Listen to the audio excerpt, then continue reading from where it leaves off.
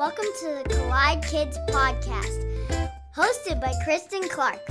This is a show for kids and families. You are going to meet new people and have fun while you listen. Let's do it!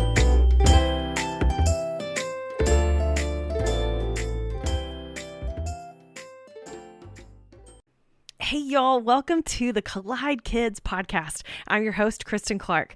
The Collide Kids podcast is a show for kids and families where we learn together how life and faith collide. I am so happy that you're listening today. I hope you're having an incredible summer. Thank you so much for being here and spending this time with me. Hey, if this is your first time listening, I just want to say welcome. I am so glad you're here. I hope you really enjoy this and you keep coming back for more. Don't forget to listen to the end of every episode. That's where we have the kids only segment where kids just like you get to be on the podcast. Well, I am so excited about our guest today because we are going to be talking about something that I love, and that is art. Do you like art? Do you like painting and drawing and coloring and forming things and creating? It's so much fun to me to create something like that.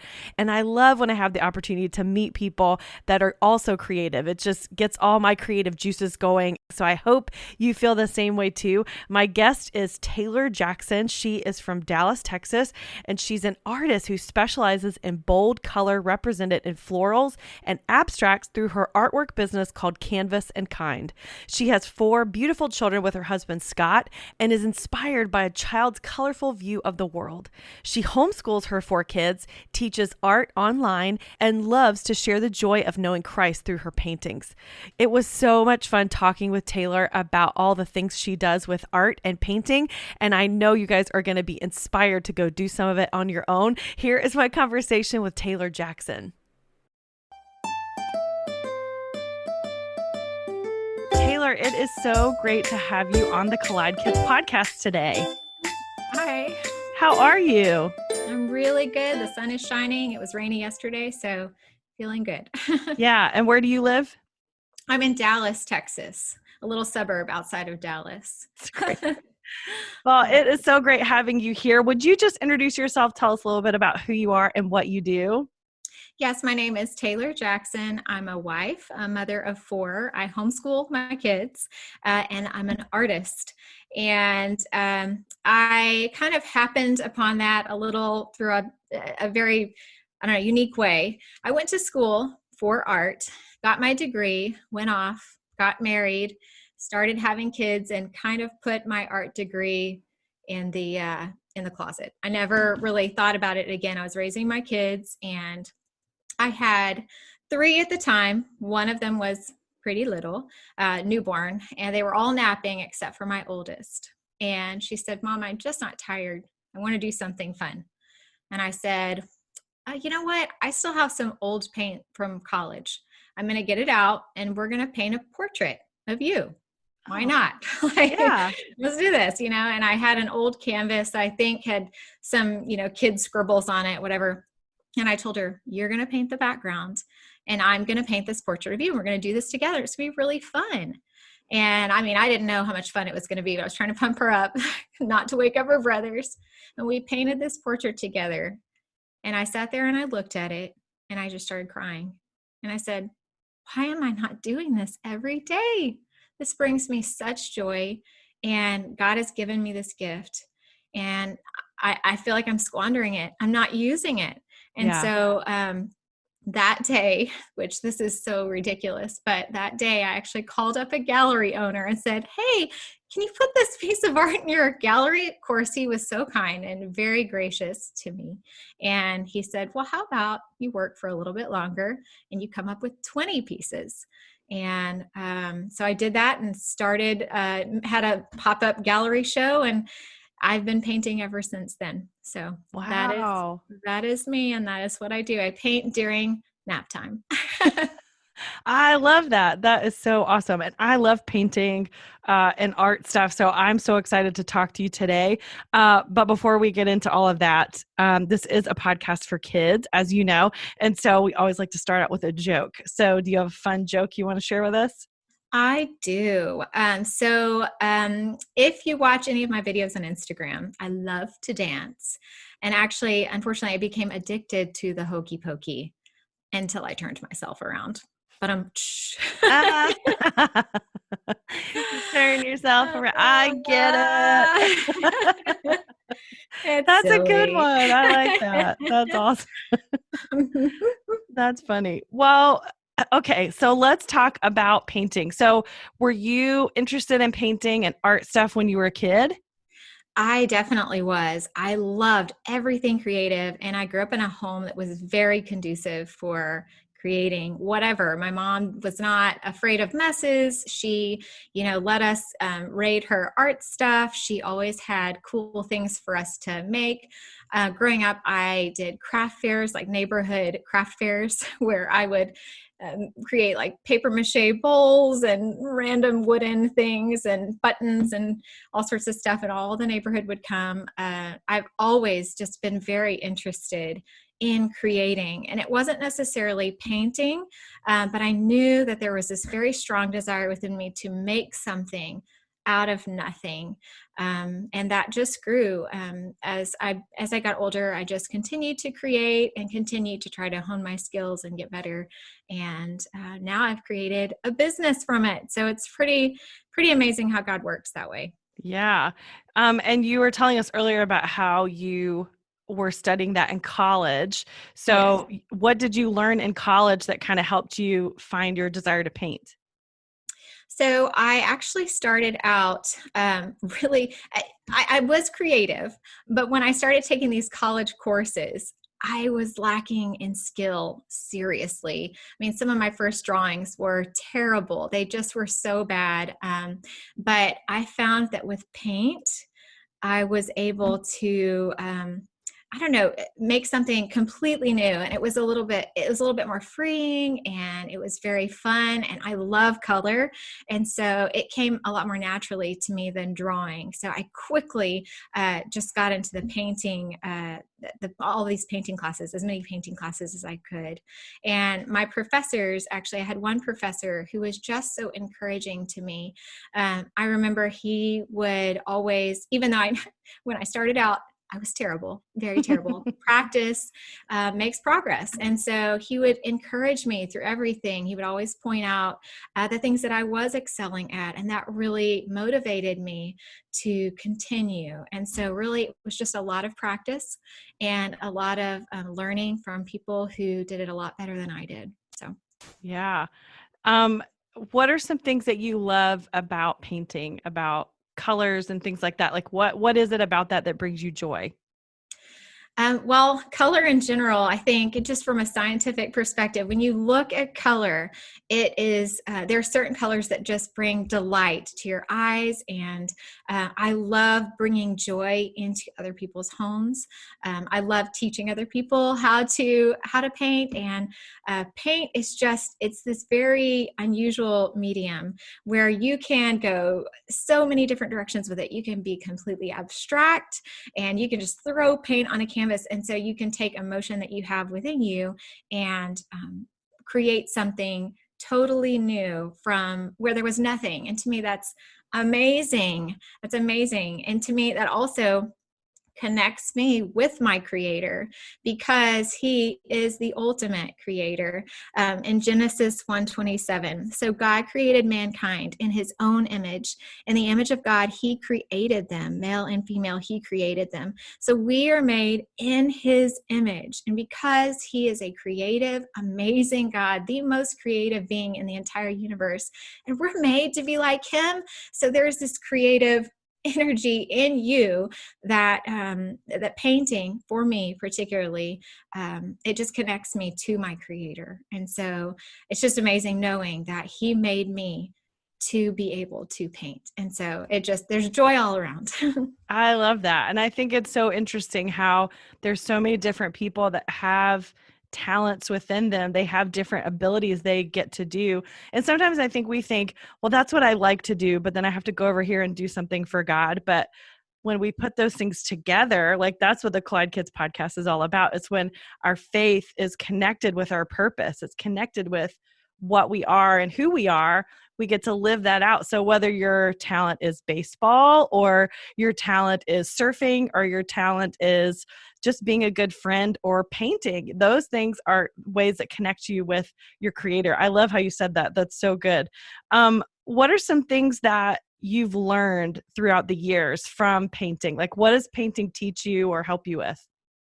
Well, because I'm a mom and I have kids who also like to create, painting to me, I'm not good at everything. I'm not good at everything. I'm good at painting, but looking for the good in my children and knowing, like I said, that we're made by a creative God. And so in all of my children, there is creativity and finding that creativity. And so just as I found that painting was my creative outlet and how I connected with God, I found my 4 children actually have very different modes of creativity, and it's helping them to thrive in their creativity. So my oldest is a fabulous writer. She loves to write.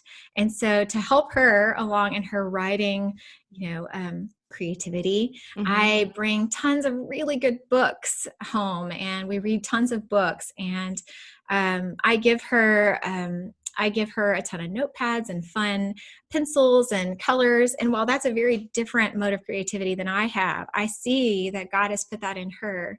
And so I try to help her to build that creativity. And there are so many people who say, I'm not creative.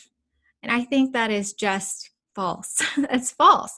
I honestly think that that's like lies from Satan trying to get into you saying, well, you're not really created in God's image. I mean, no. But whenever we know that he is the ultimate creator, then we are going to be creative. And even with my second born, he is more engineering minded. He loves building. So we give him tons of cardboard boxes and lots of tape and tons of, scissors and pencils and different things so he can make things that way. And that is something that God has blessed him with in his creativity.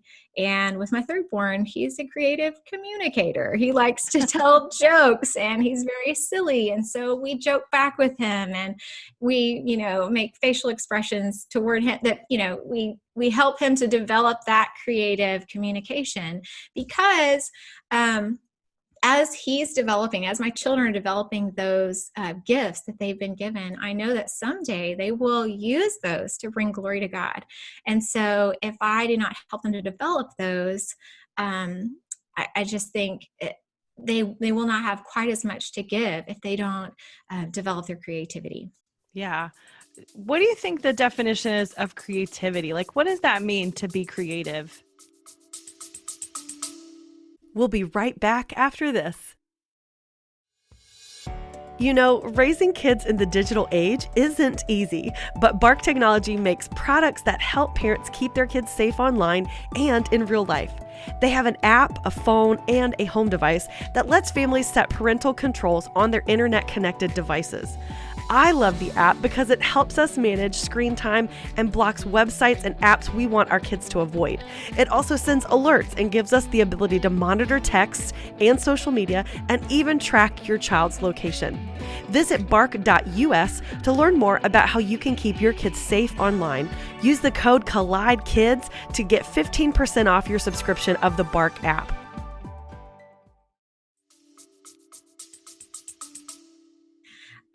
Honestly, it's very simple to me.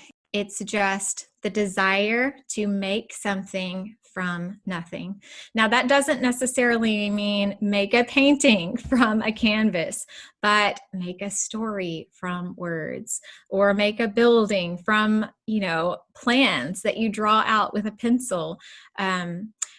I just think there are so many different ways to express creativity, and people get it so confused with art. And, again, I've heard this phrase several times. I'm not creative like you. Well, no, you're not, because I'm the only me there is, but I'm not creative like you, because we all have that ability to make something from nothing because of who we are and whose we are. Yeah, so true. So let's talk a little bit about this summer. A lot of people are taking a break from school, or they're, going to be traveling, doing some different things. What are some fun things that kids can do to start acting out or expressing their creativity? So I actually have 4 tips that can help you to be more creative this summer. So number one is you've got to be okay with making a mess. And maybe you need to have like a dedicated space, but you don't need to control your creativity per se. Mm-hmm. Be okay with getting things out, a number of different tools, and be okay with that mess. I am actually like type B, so I'm fine with mess. My husband, not as much. And some of my kids are a little bit more messy than others. But I've tried to teach them it's okay to be messy, and it's okay to mess up, and it's okay to make something that didn't turn out the way you had it in your head. All those things are okay, because when you're exploring creativity, you're trying to make something, your first attempt is rarely going to be good. So keep going and make those messes. The next thing I would say is make sure that you have all of your supplies in a place where you can easily reach them. And you might need to talk to your parents about this, but have paints, have paintbrushes, all those things in a place where you can easily get to them, so that it's not cumbersome, or you can, when you are in the mood to create, whenever you're very inspired, whenever you see something, you think, I want to make something that looks like that, or I want to build something that is, this way, you'll have your supplies right there. That's a good idea. And I would also say, make sure that you have a dedicated space, which is number 3, a dedicated space where you create. In our house, that is the playroom and the living room. If they get things out and make a big mess in the living room and the playroom, that's fine. The dining room, off limits. So we just have little rules. Kitchen, I don't know. Cooking, right? But we have dedicated spaces where they know that if they spill something, nothing is really so precious in there that we can't fix it. Mm-hmm. So I would just say make sure you have a space that is dedicated, whether it's a room or a corner. If you have a smaller home, just make sure that space is for creating. And the 4th thing I would say is make sure and go to the library at least once a week. That's what we do, once or twice sometimes. Of course, we have 2 readers that devour books, but the library is such an amazing resource for finding ideas or knowing how other kids have made different crafts or different things they're building. So that has just been a wealth of knowledge for us, is going to the library and always having books, to when you're not creating, you're investing in your creative heart and in your mind. And so that's something that we've really loved, is going to the library all the time. I love those tips. That's so good. And I think there's a lot of families that might enjoy doing something like this together. So having a designated time where we're all kind of working on that, or maybe just throughout the week, making that moment for everybody to have that. I love those ideas. So you mentioned earlier about type A parents or type A people who don't like a big mess. So what about for the moms and dads that are listening and they're like, I mean, this sounds nice, but I don't want my carpet to get ruined, or I don't want this to get too messy or too out of control. What would you say to parents who are maybe cautious of this type of creativity? I know those type of parents. I'm married to one. So I would just say that having a space that is just for that, and maybe not the carpet, knowing boundaries, and also teaching your kids that when they do make a mess, messes are great, but also we need to be a part of the cleanup. And so Ike, my second born, whenever he's making his big, guinea pig, mazes, when he's creating boats out of cardboard, I say, that looks so great. I'm so proud of you. When you're done, let's make sure and put all of the scraps away and make sure you have a home for your project, and so that people can walk in the playroom, living room area.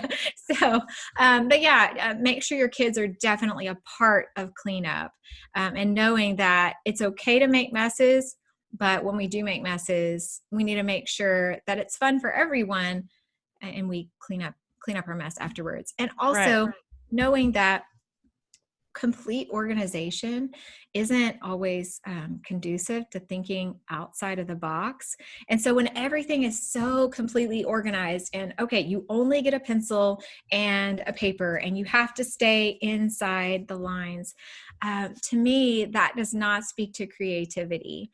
I think sometimes in our culture, staying inside the lines, walking in a straight line, or just, I guess, conformity maybe is looked upon as, oh, well, that's good. You're doing exactly what you should. But we know that we're not supposed to conform to the pattern of this world. And as long as we're being like Christ and we are conforming to what he wants for our lives, I think, making a mess, not that big of a deal at the end of the day. Very true. I'm like you. Sometimes I don't see the mess until like I step on it or something like that later. That's what I tell my kids. Like, mess doesn't bother me until it does. That's exactly right.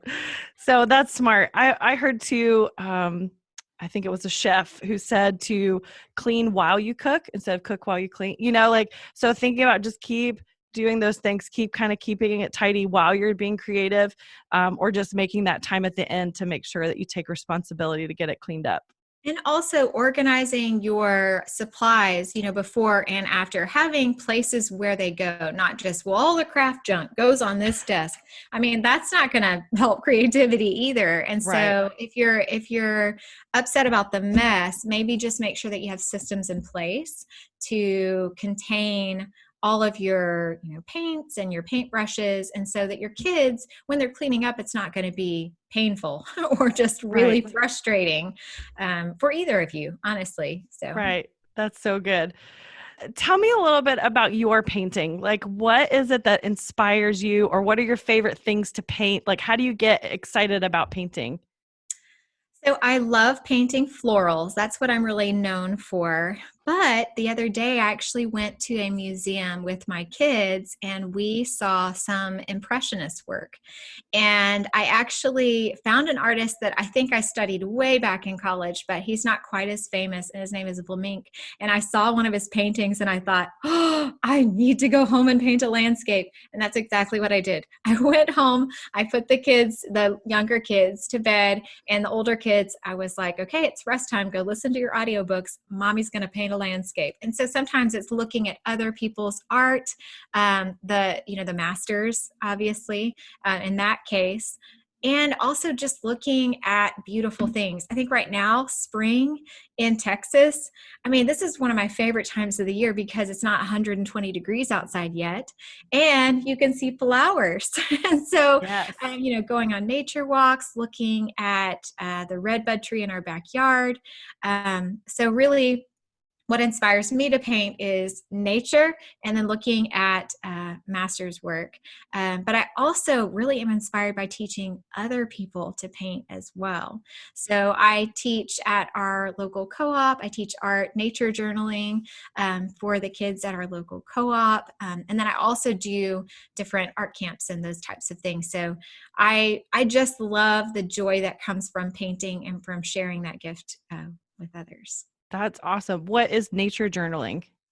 So you can observe in nature different things like birds, if they'll stay still enough, bugs, leaves, and it's really just a way to study what God has created.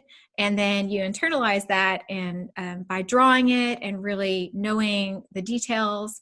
The other day, we actually studied the difference between bumblebees and honeybees, and how bumblebees have a very furry texture on them so that they're able to pick up pollen, that pollen you were talking about. Yes. So, those bumblebees. Anyway, so it's their fault. Yes, exactly. But the texture on them that God specifically made for the bumblebee, and the bumblebee doesn't really know anything about it. It's just looking for nectar, but the way God made things and how he was in every single detail. And so nature journaling really is just observing those details that God made. I love that. I think that's a really cool thing. I think the summertime is when I really get to sit in nature because Mhm. in the spring we're covered in pollen. Oh And then man. when it's cold, it's kind of hard to sit outside. Although I live in a warmer state, so it doesn't really get super cold, but I love being outdoors in the summer. And so I think that would be a really fun time to do that, just to internalize the ocean waves or the trees or whatever I'm seeing around me. I think that's a really cool thing. And for kids to do that, do they paint what they see or do they draw it? Like they have a notebook and they just walk around? So a lot of times we'll bring objects into the classroom if it's like moss or tree barks or buds or different types of flowers. We drew sunflowers from we drew live sunflowers, and that was kind of fun. And they were able to really observe. We don't necessarily bring birds into the classroom. It's That'll more be like fun. wild. Anyway, so but yeah, we often will bring pictures of birds and they'll be able to observe close up. And then whenever they're actually out in nature and they see a bird that they've drawn, even if it's from a picture, they will recognize it. And so yeah, it's really fun. That's cool. I love that. Well, Taylor, this has been so good. I have really enjoyed learning about all the things you have to share today about creativity and painting. So thank you so much for sharing this with us today. Before I let you go, I always like to ask my guests to share a memory from when they were a kid. So do you have a memory you want to share with us?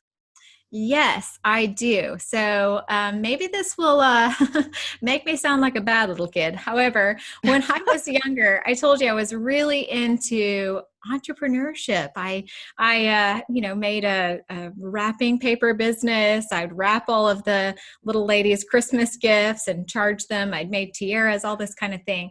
But when I was very young, we had a neighbor friend who had this gigantic candy drawer and they never ate it.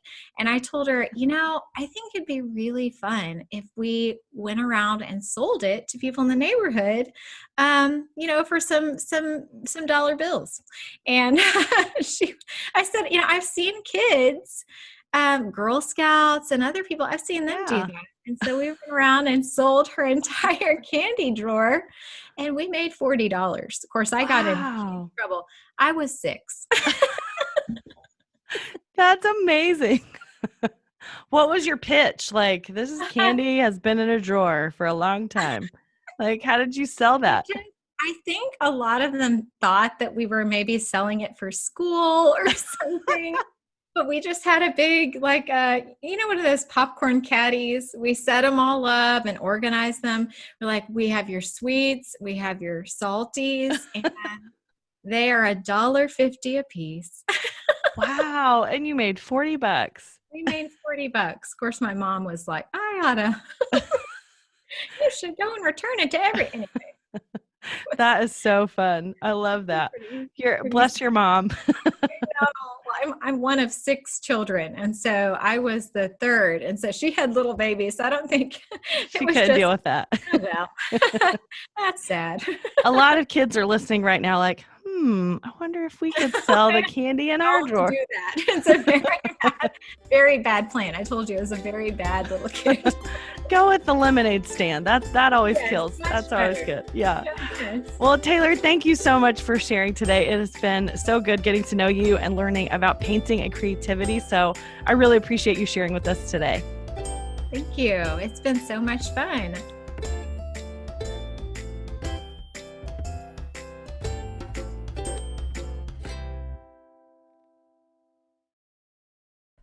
Okay, raise your hand if you are thinking right now about where all your craft supplies are. I am so excited to go paint. I'm going to figure out how to do that sometime this weekend. I'm really excited about painting and art, and I love all the things that Taylor shared with us today. I love when she said that we are created in God's image. God is so creative, and He has created us to be creative. He's put that inside us. She also talked about how painting for her is like taking that emotion, that feeling inside of you, and then creating something totally new from nothing. And I love the way she described that. I think that's so beautiful. I also love the encouragement she gave to us parents and kids to remember that it is okay to be messy, it's okay to mess up, and it's okay if the thing you're working on doesn't turn out the way you wanted it to, or doesn't turn out the way it was meant to be in your head.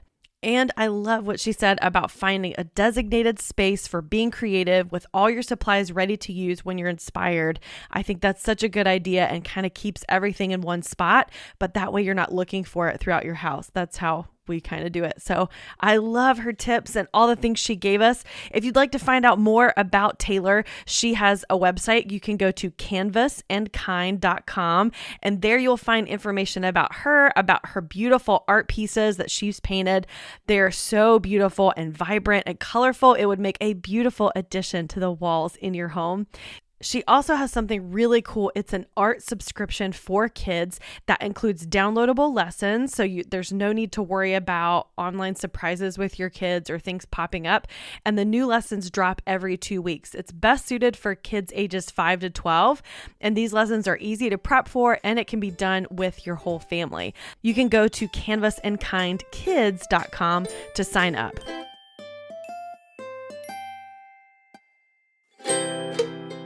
Well, now it's time for the kids only segment.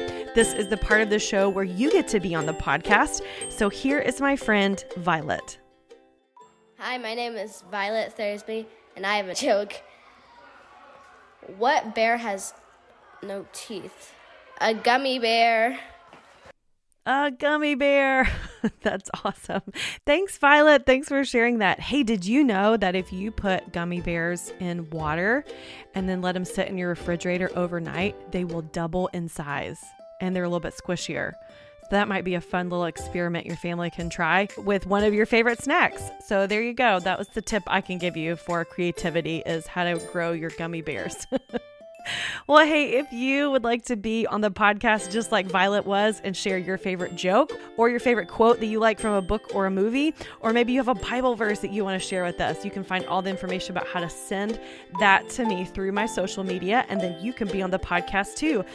I'm on Facebook at the Collide Kids Podcast or on Instagram at Collide Kids Pod. You can also go to my website, collidekidspodcast.com, and find information there as well.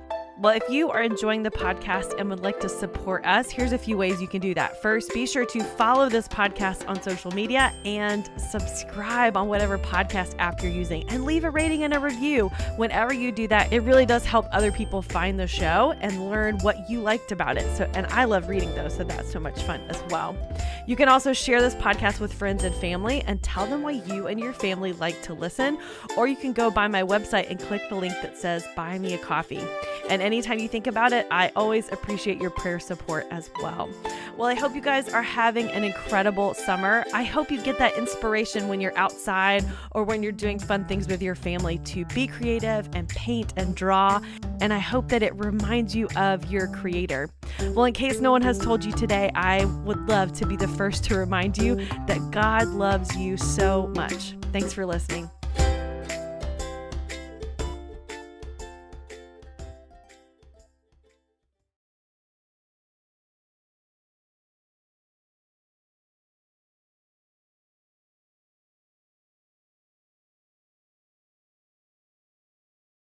You don't have to go very far looking for bad news, because somehow it just finds you. So finding peace in the chaos can be really difficult, but it doesn't have to be, because the River mobile app exists. The River is a Christian music radio station dedicated to playing music to help you get through life's toughest moments or life's happiest moments and everywhere in between, and all from artists who love Jesus and are real people just like you. Listening is easy. You can download it wherever you get apps from. Just search 1049 The River or listen online at riverradio.com. And know that The River is proud to partner with the Collide Kids podcast.